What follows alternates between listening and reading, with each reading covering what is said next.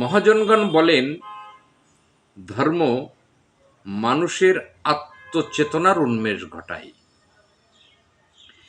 কিন্তু বর্তমানে লক্ষ্য করলে দেখা যায়, ধর্ম মানুষ করে ঠিকই, কিন্তু মানুষের আত্মচেতনার উন্মোচন হয় না, মানুষের আত্মদর্শন হয় না, মানুষ আত্মনিষ্ঠ হয় না, মানুষ আত্মদর্শী আত্মচেতনার আলোকে আত্মোদ্বুদ্ধ হয় না।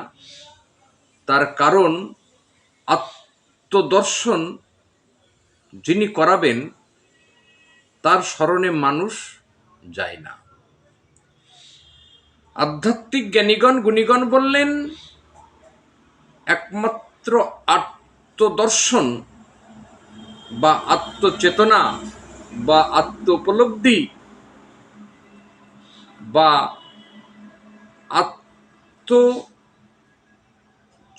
আলোকে আত্মদর্শন একমাত্র গুরুর চরণ স্পর্শ ছাড়া বা গুরুর সান্নিধ্য ছাড়া এই আত্মদর্শন সম্ভব হয় না। তাই মানুষ যতই ধর্ম করুক না কেন, যতদিন না পর্যন্ত আশ্রয় করছে ততদিন ধর্ম যথার্থ অর্থে মূল্যায়ন হবে না।